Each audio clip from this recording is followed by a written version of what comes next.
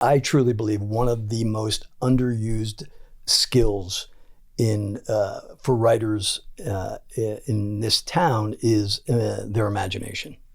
I feel everything is an IP. How can I get this? It has to be this. And that's why I'm not the guy to go to do an adaptation.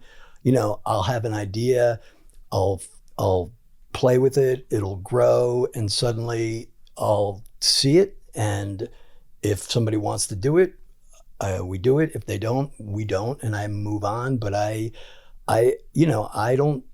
That's my job. You're hiring me because that is my art, and my art is not taking somebody else's idea and figuring out how to redo it. And that's there's not a lot. And that's an art form in itself. I mean, being able to do that. So, and sometimes I'll watch stuff. something, and whether it's a documentary or a movie or a play, and I'll just go, oh, that if they went in that direction, that's awesome. I want to watch something that just goes in that direction. It gives me an idea, and it'll take me there. I saw a documentary and I was like, oh my God. And then I went to a pitch and they read the script that I wrote and they go, yeah, so we're not going to do it.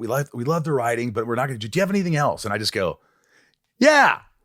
And I just pitched this idea of something I wrote with my own twist, and they sold it. And I sold it. Oh, that's cool. So you write as well? Yeah. I love writing. In fact, more so now. I like to write. I like to create. But you're right.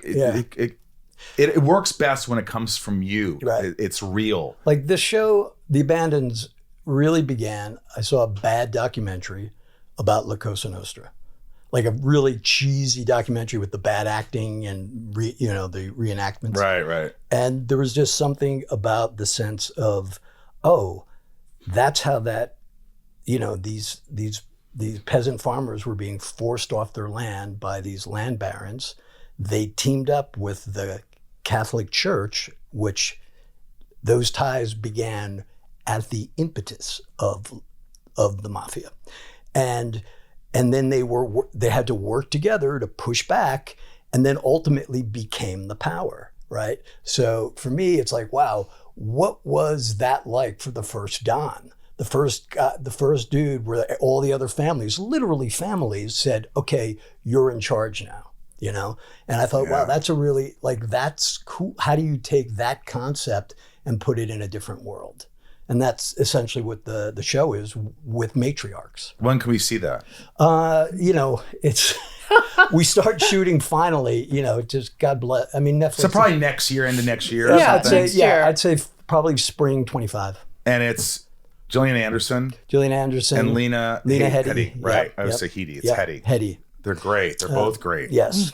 And, so that's exciting. Are you directing it too? No, we had a flashback episode we were doing that was super stylized, and I was going to direct that one, but we've reduced the order from 10 to 8, so we probably won't do that till next season, which is fine because my plate is very full. So I was going to pitch your show, man. No, I'm kidding. What do you look for in an actor when you're meeting with them? And I'm going to ask you what you look for in a director. So what is it that when an actor walks into a room, what's the first thing? Is it right away, he's right for the part, that's the right, that I hope he can act? Yeah, definitely some of it is knowing the presence that the character has and can this actor, does he carry it at, or does he bring something else that can change, and then some of it is just understanding their not process, but look, especially if it's series, these are people that you potentially are going to be in bed with for a minute, and you just kind of want to make sure they're not a dick, So some of it is just vetting out the poison. As much, you know what I mean? Yeah. And I've over the years, I've not hired people that maybe were better or more right or whatever, because I just knew that it wasn't smart.